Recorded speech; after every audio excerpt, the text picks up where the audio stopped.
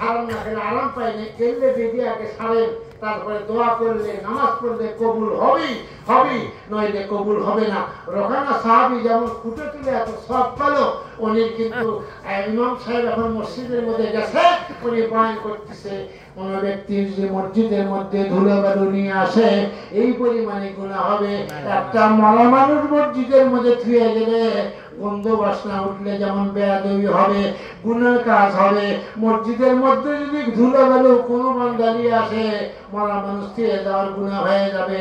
এবার ওখানে সাহাবী হাউমাউ করে কেন দিচ্ছে, আল্লাহ ও আল্লাহ, নামাজ পড়ি উযা করি,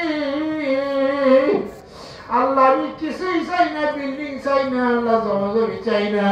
আল্লাহ গো, আজকে ইমাম সাহেব নবীর হাদিস থেকে বর্ণনা করছে মসজিদের মধ্যে ধুলোবালু কেউ নিয়ে দেয়, মরা মানুষ থেকে যাওয়ার গুনাহ হয়ে যায়। আর যদি কোনো ব্যক্তি রাস্তায় পড়া মরা মানুষ কাফন দাফন করলে যত সব হবে ওই পরিমাণে সব আল্লাহ দান করবে।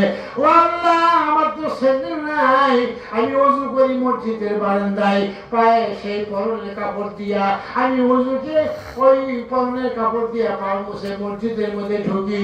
আল্লাহ, সতর্ক অবস্থায় কোনদিন যদি ধুলাবালু মসজিদের মধ্যে আসে, মরা মানুষ ছেড়ে যাওয়ার গুনাহ হবে।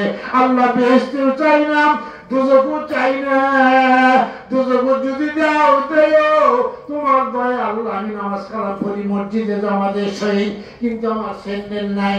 আল্লাহ, দোয়া করি এক জোড়া কম দামি স্যান্ডেলের ব্যবস্থা করে দিও, ওই স্যান্ডেল পাও যে ওযু করে মসজিদে আমি জামাতের সহিত নামাজ পড়বো। আমি আর কিছুই চাই না। আমি 12টি বছর জামাতে নামাজ পড়ি, আমার পায়ে স্যান্ডেল নাই, স্যান্ডেলের ব্যবস্থা করে দাও। বেশি কিছু আমি তো আপনি ওই প্লেন দিয়ে বিদেশ যাবো, টাকা গাড়ি বাড়ি কম্বল বিদেশি টিভি আর বাড়ি বাড়ি করবো, সবজি সালাম দিবি, আমি পাওলা আমার সালাম আমি করি বড় লোক, কথা ঠিক না ভাই?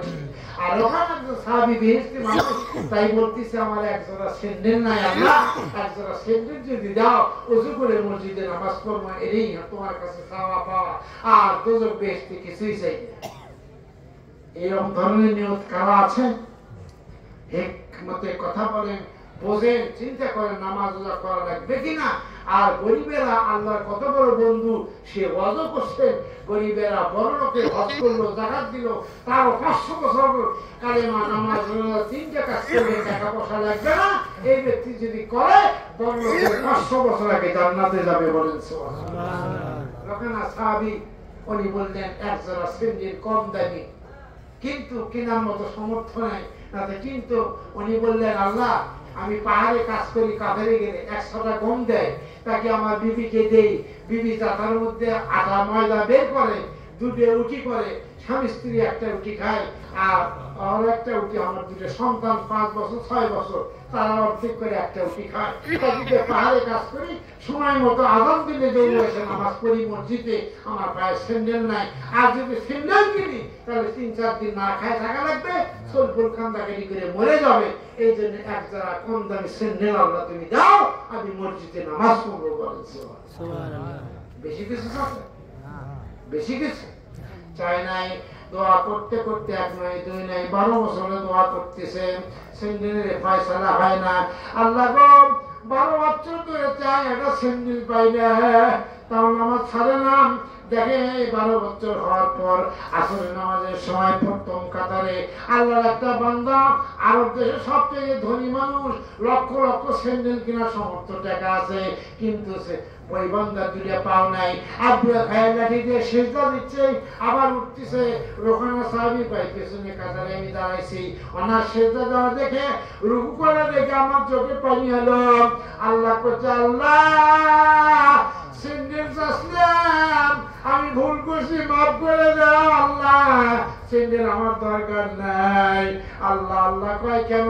আজকে মাগরিবের নামাজের পর জিবরাইল ফেরেশতা একজোড়া স্যান্ডেল নিয়ে যাবি, তুমি গ্রহণ করবা। আল্লাহ স্যান্ডেল দিলে আর নেব না। বান্দা শাস্ত্র স্যান্ডেল করছে, মাগরিবের নামাজের পরে যাবি স্যান্ডেল, তুমি কেমন খারাপ করছো? আল্লাহ স্যান্ডেল দিলেও নেব না, আর এখন যে স্যান্ডেল চাচ্ছি এটা ভুল করছি, আল্লাহ মাফ করে দিও, বলেন সুবহানাল্লাহ। কেমন বান্দাতে আল্লাহ থেকে স্যান্ডেল চাচ্ছে। স্যান্ডেল আসবি মাগরিবের নামাজের পর, আসল নামাজ জামাত করে কারণে উনি চায় না স্যান্ডেল দিলেও বিল্লাহ মনটা নষ্ট হয়ে গেল। তখন আল্লাহ বললো কিসের জন্য তুমি এইরকম স্যান্ডেল নিবে না? কয় 12 বছরে দোয়া করতেছি স্যান্ডেল দাও নাই, আজকে আমি বুঝতে পারলাম তুমি কেন স্যান্ডেল দাও নাই। আল্লাহ তোমার শুকরিয়া আদায় করি আল্লাহ, এই জন্য আদায় করি আমার প্রথম কাতারে আরব দেশের একটা ধনাঢ্য ব্যক্তি দুইটা পাও দেয়, মানে তাদের নামাজ পড়লে আপনি খেয়ে পড়ে গেল। আমি তখন বললাম আল্লাহ তুমি আমার দুইটা পাও দিছ আল্লাহ, আমার স্যান্ডেল নাই। এই বড় লোকের লক্ষ লক্ষ স্যান্ডেল কেনার মতো সামর্থ্য আছে, দুইটা পাও নাই। আল্লাহ স্যান্ডেল আমি চাই না, তুমি দুইটা পাও ঠিক রাখছো, হাঁটতে পাই, নামাজ পড়তে রুকু সিজদা করতে পাই, এই বড় শুকুর। তোমার স্যান্ডেল লাগবে না, পাও দিছো এরই শুকুর। আর যার পাও নাই তার স্যান্ডেল কেনার সামর্থ্য আছে, অতএব তুমি যা করছো ভালোই করছো, স্যান্ডেল দিলেও আর গ্রহণ করবো না।